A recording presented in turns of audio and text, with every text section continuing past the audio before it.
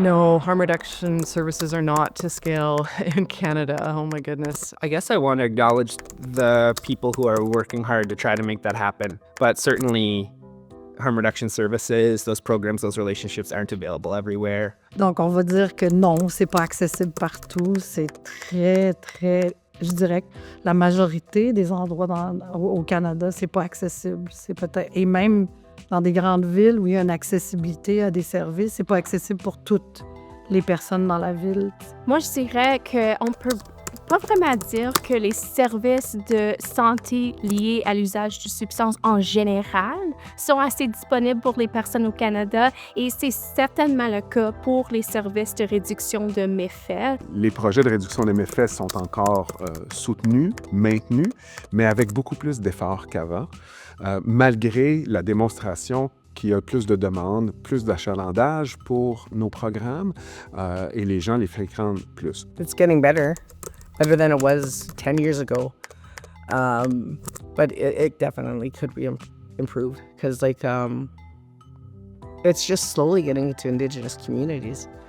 We need more harm reduction care on reserves and rural communities like small towns. Housing is harm reduction as well. Ceremonies, harm reduction, safe consumption sites are harm reduction.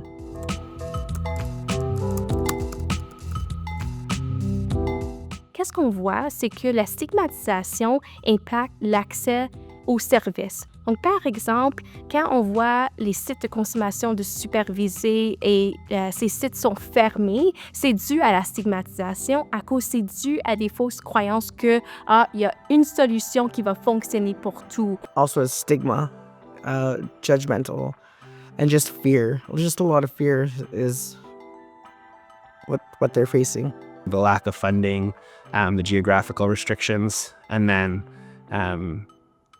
unfortunately lately the political winds have shifted and we're seeing some blowback, some dehumanization and calls to restrict services further and defund them. Les femmes, on peut-tu le dire? Les femmes, moi je travaille énormément avec les femmes et l'usage. On n'a pas beaucoup d'endroits où on se sent en sécurité, où on veut aller et où on va avoir les mêmes types de services. And so it's important to think much more broadly when we think about access, rather than just physical access, but what about all the other characteristics that go into play to make sure that people can access services that are appropriate and helpful for them. So there needs to be buy-in from the federal, provincial, or territorial and local governments to ensure that all the social and structural determinants are being addressed in a way that supports people who use drugs and access to services.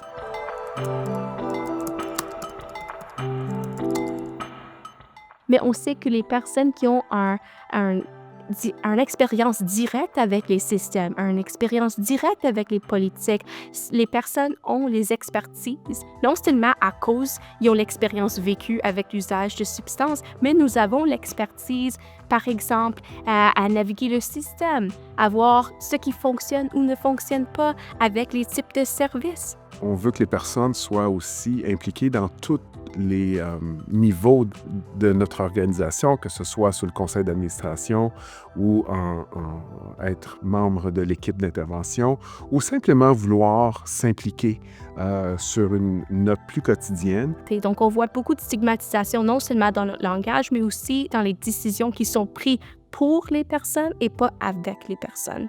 I've seen, and the evidence bears out, that when organizations are staffed by, led by people with lived and living experience, it makes an enormous difference in terms of offering that connection and creating programs and spaces that people actually find useful.